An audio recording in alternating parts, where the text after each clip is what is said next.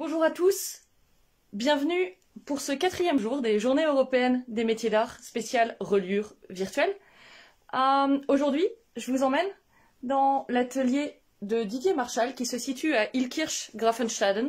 Je vous donne le nom juste pour que les non-alsaciens essayent de l'épeler. C'est une spéciale dédicace. Juste avant de lui laisser la parole pour se présenter et puis nous faire une petite démonstration de mosaïque de cuir,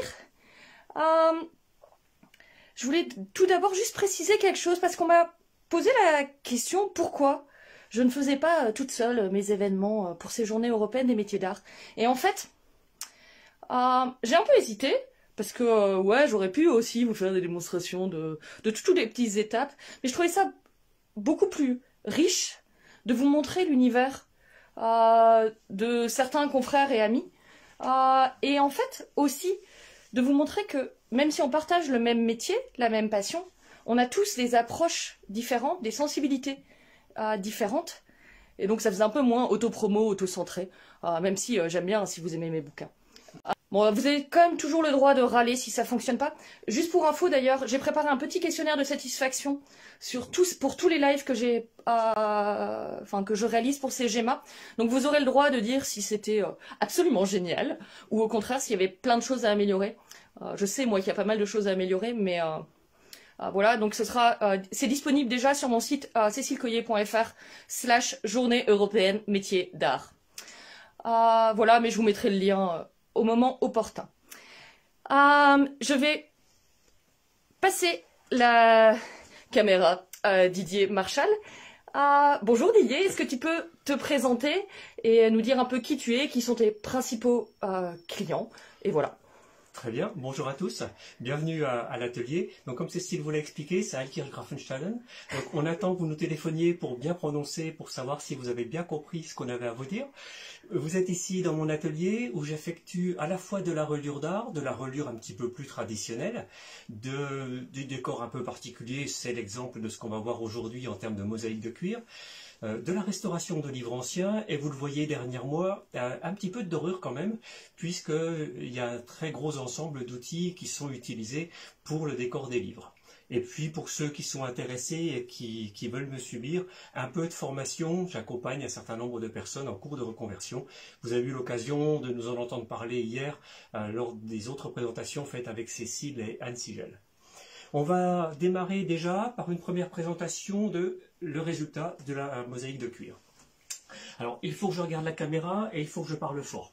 Donc, si jamais vous ne m'entendez plus et si vous ne me voyez plus, c'est qu'il y a un problème quelque part. Donc, vous n'hésitez pas à vous manifester. Voilà ce que donne une mosaïque de cuir. Cet ouvrage est une reliure traditionnelle dite à la française. C'est une mosaïque qui représente sur l'ouvrage d'Éric Orsena, Portrait d'un homme heureux, des jardins à la française.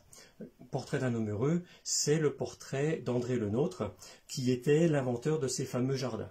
Donc mon objectif, ça a été, au travers de cet ouvrage que j'ai soigneusement lu avant de réaliser ma mosaïque, de vous présenter quelque chose qui rappelle le contenu et le sujet du livre au travers de ce décor. Donc il s'agit de pièces de cuir, alors on parle plutôt de peau dans notre jargon, vous ne soyez pas surpris, si à un moment donné je change de vocabulaire, je parle de peau ou de cuir. Quand on parle de peau, c'est pas la peau du relieur, ce sont des peaux principalement du chagrin, du maroquin, du veau, du box, en gros de la chèvre et des animaux similaires qui vont nous permettre de réaliser ce décor.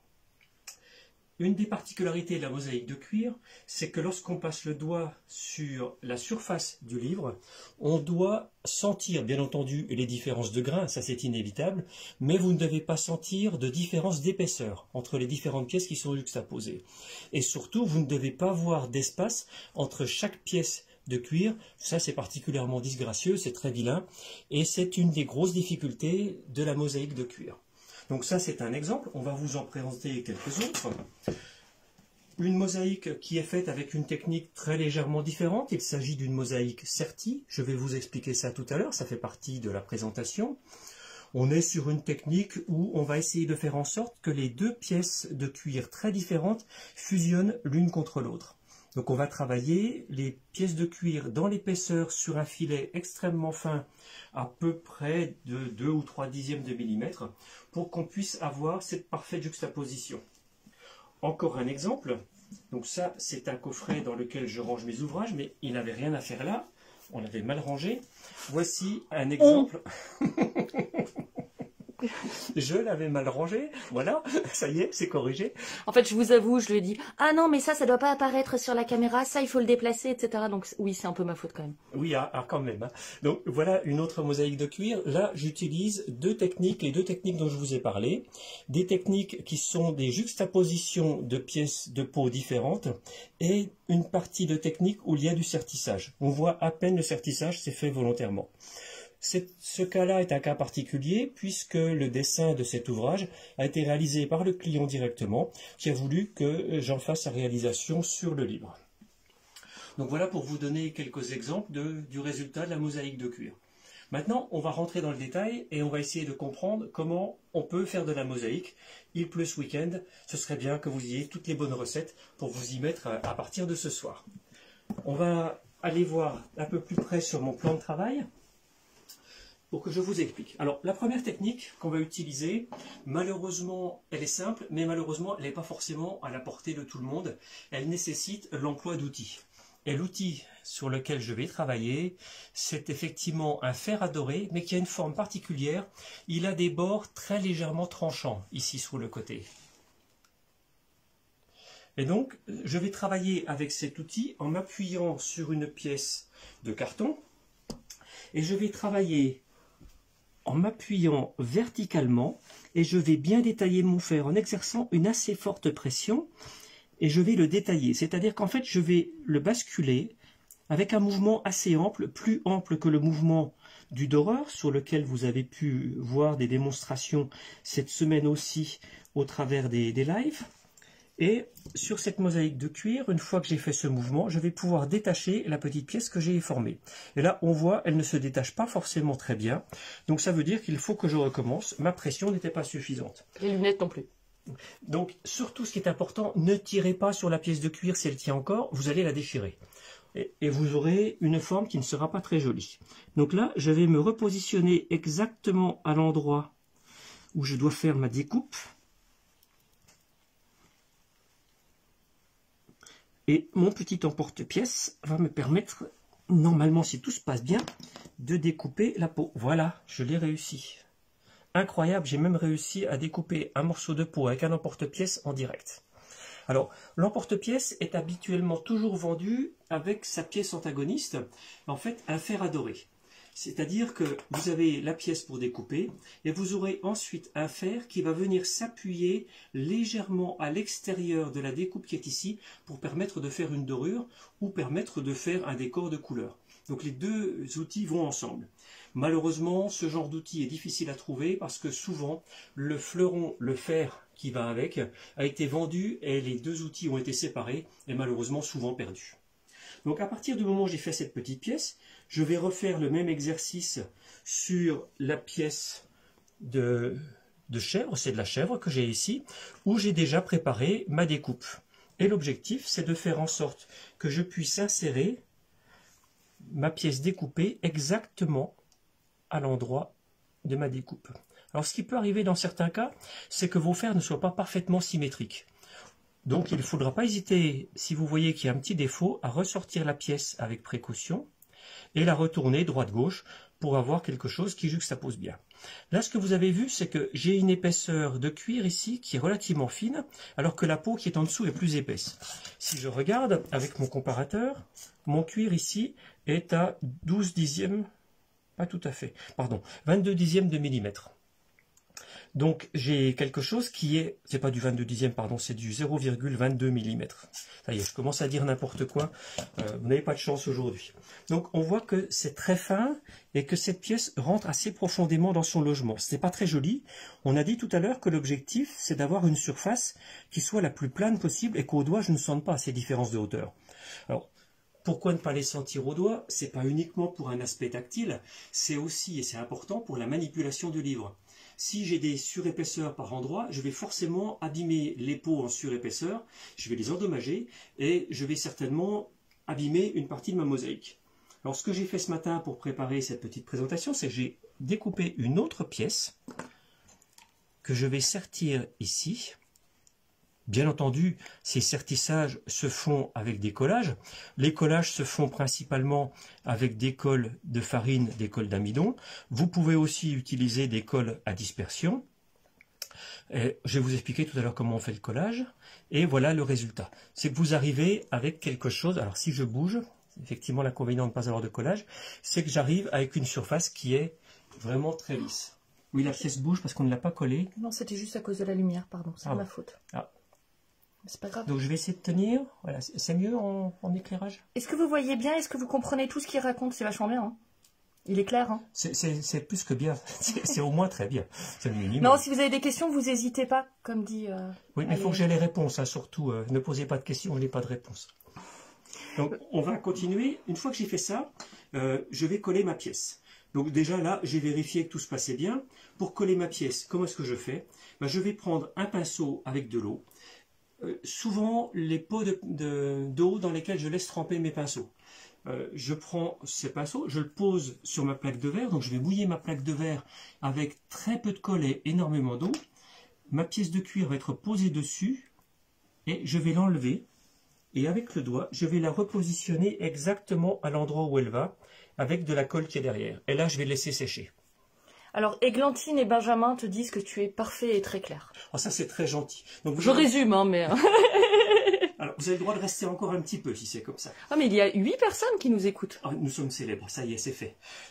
Une fois que j'ai fait ce sertissage et que j'ai posé ma pièce de pot ici, je vais attendre pour le séchage. Alors, bien entendu, quand vous faites une mosaïque assez complexe, vous n'allez pas attendre des heures et des heures entre chaque pièce, vous n'en sortirez jamais. Mais vous allez travailler sur une autre surface pour qu'effectivement, vous ne veniez pas accidentellement déplacer une pièce qui vient d'être collée. Et pour le séchage, un poids, toujours pour bien maintenir la pièce de cuir et attendre que ça sèche. Alors, je reviens sur ma plaque de verre et la colle. C'est très important de faire ce principe-là. Si vous mettez de la colle directement à l'envers de cette pièce, vous aurez forcément une grosse quantité de colle. Et quand vous allez poser votre pièce pour la sertir ici, vous aurez de la colle qui va baver. Et sur un cuir, la colle qui bave, ça fait des effets de brillance tout autour, en périmétrie. Et ça, c'est extrêmement vilain. Le pire des cas, c'est que quand vous passez la main sur cette colle qui adhère relativement mal sur la fleur du cuir, vous allez la décoller. Et en décollant, vous allez décoller votre mosaïque. Dommage. Vous avez passé 3 semaines à faire une mosaïque de cuir, vous passez votre main pour sentir si tout va bien dessus, et vous enlevez tout. Donc voilà un des principes de mosaïque de cuir. Je peux encore affiner, je peux aller encore un peu plus loin. Je peux aussi finir un sertissage très précis, c'est-à-dire... Voilà, attendez, je vais faire un petit peu de place, je vais vous montrer ça. J'ai dessiné ici, sur mon carton, la pièce que je viens de découper. Elle est ici, et vous voyez que j'ai mis beaucoup d'hiéroglyphes ici à proximité. En fait, j'ai mis les numéros des fers que je veux utiliser pour sertir encore un petit peu mieux les joints entre cette pièce de peau qui est bleue et la surface sur laquelle je vais travailler qui est jaune ici. Donc je reprends celle-ci. Pour avoir un parfait sertissage, je vais appuyer doucement. Par exemple là, alors je ne sais pas si on voit bien parce que je fais de l'ombre avec ma main. Tu peux travailler sur ton plan de travail, hein, moi je m'approche. D'accord. Oui, parce que c'est vrai que travailler à la verticale en mosaïque, c'est pas très fréquent comme technique. Vous voyez, je vais venir avec mon fer à peine tiède, me poser juste à l'interface entre les deux pièces de cuir, appuyer très légèrement pour avoir un bon sertissage. Pas trop fort, parce que si j'appuie trop fort, je vais repousser la pièce de cuir bleu et mon fer va venir s'appuyer sur le carton qui est derrière et j'aurai un espace. C'est exactement ce que je cherche à éviter. Donc c'est pour être sûr que je n'ai pas de différence de hauteur et que j'ai des surfaces qui soient parfaitement alignées.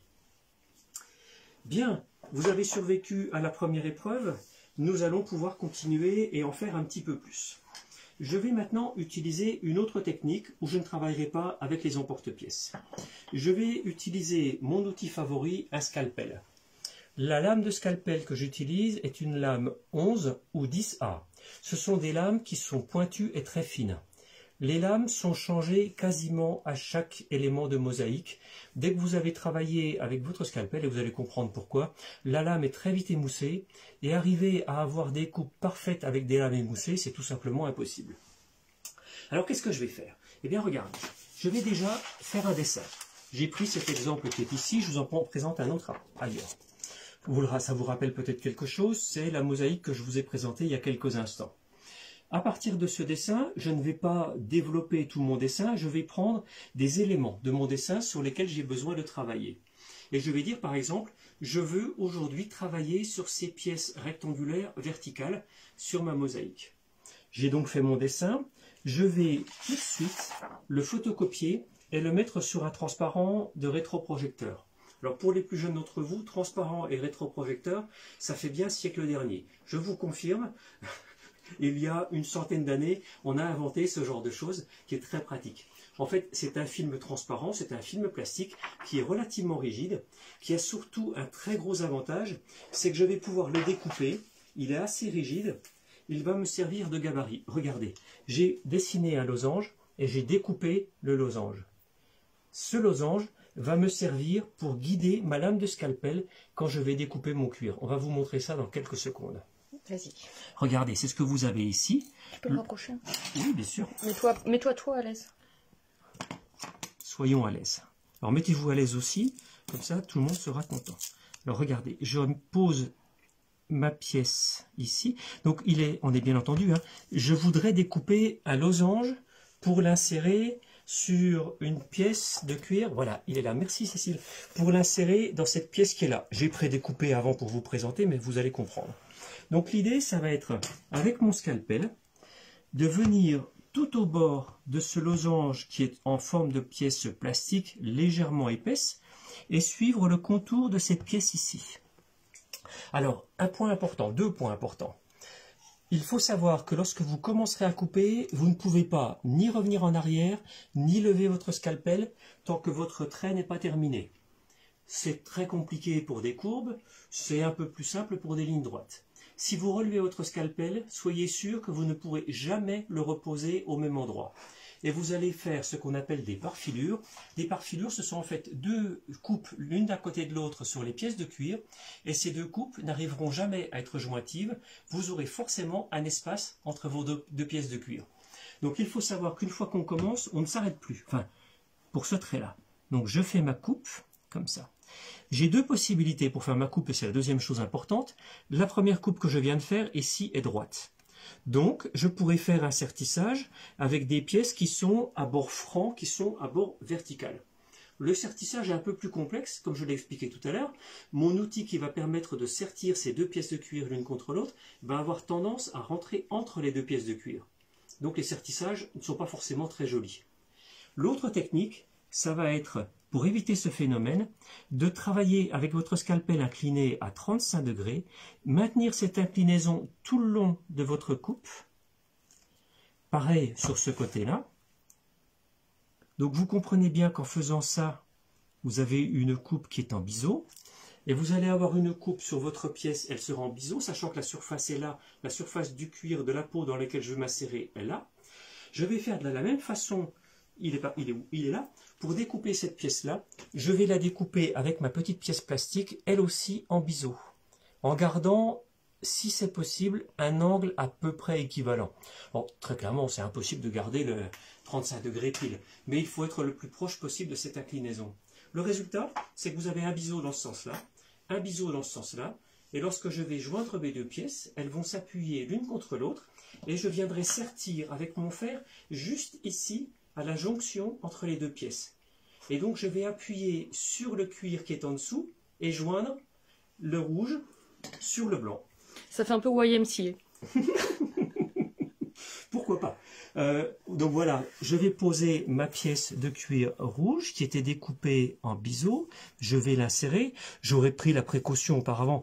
Voilà, je fais un essai pour m'assurer que tout va bien. Et je vais faire mon sertissage. Alors, mon fer devrait être tiède. Je ne le fais pas chauffer pour gagner un petit peu de temps sur la présentation. Et sur mon sertissage, je vais me mettre ici exactement.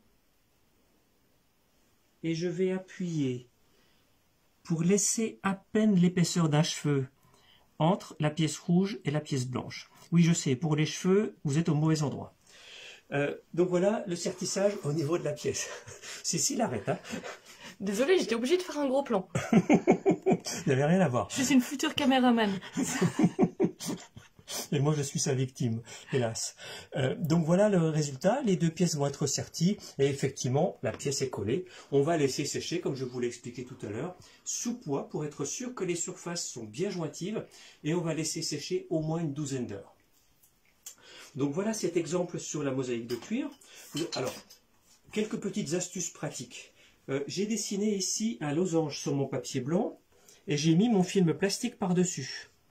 J'ai scotché mon film plastique et j'ai scotché mon dessin sur le papier blanc pour que ça ne bouge pas. Parce que la grosse difficulté quand vous coupez avec ce genre d'outil, c'est que si vous n'êtes pas bien fixé, les appuis sont très importants. Là, je coupe droit, hein.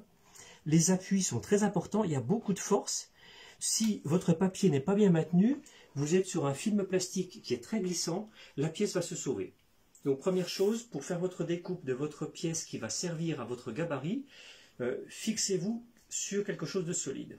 Deuxième chose, pour découper votre première pièce de cuir, donc ce fameux losange qui va rentrer dans la peau blanche, je vais scotcher ma petite pièce de plastique sur mon cuir. Alors l'inconvénient du scotch, c'est que ça je ne peux scotcher que cette pièce en plastique ici. Quand je vais retirer mon scotch, pardon, mon ruban adhésif d'une marque bien connue, veuillez m'excuser, je vais enlever la fleur sur le cuir. Alors, ici en périmétrie, c'est pas grave, la pièce qui m'intéresse c'est celle-ci, donc ça n'a pas d'importance. Par contre, à l'inverse, si vous voulez scotcher votre pièce de plastique sur votre cuir blanc, catastrophe, quand vous allez retirer votre adhésif ici, vous allez enlever toute la fleur de votre pièce blanche. Donc c'est pas possible. Donc il faut utiliser une autre astuce.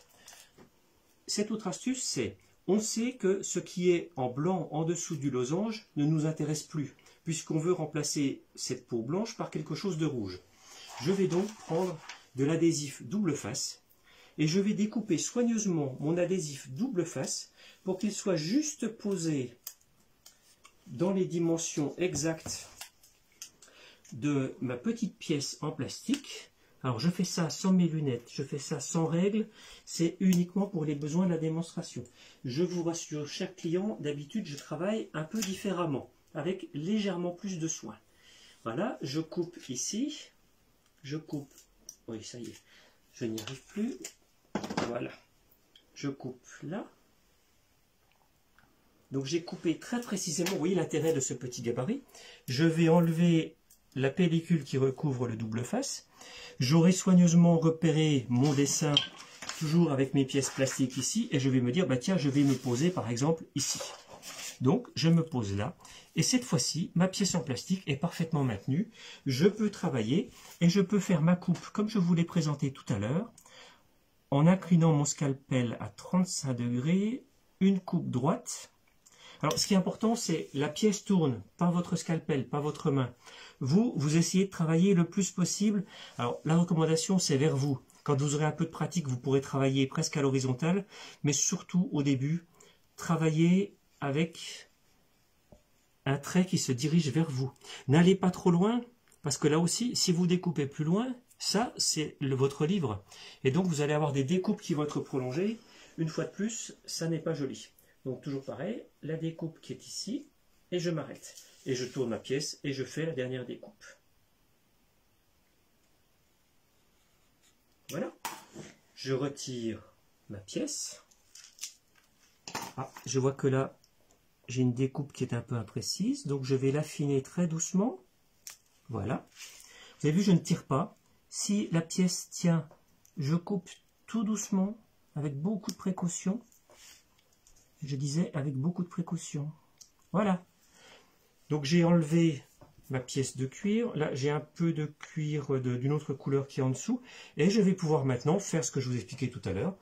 Poser de la colle, poser ma pièce dessus, prendre la pièce, la poser à l'emplacement de mon losange, appuyer, prendre mon outil tiède et faire mon sertissage ici, pièce par pièce.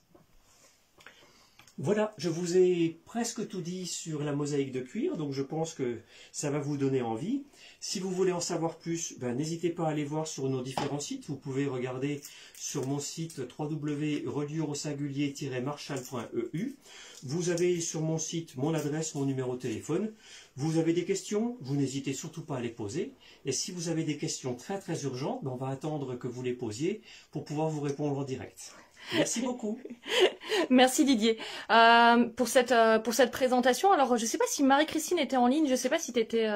je t'ai pas vu connectée, mais peut-être que je me suis trompée, puisque Marie-Christine était particulièrement curieuse. Donc j'espère que pour vous tous qui avez regardé ce direct, vous y avez trouvé des réponses à vos questions. Pourquoi la mosaïque c'est si long et notamment si jamais vous êtes client et que vous nous demandez une mosaïque, pourquoi ça augmente d'un seul coup le tarif du livre. Non mais c'est des vraies questions. Bien sûr, tout à fait.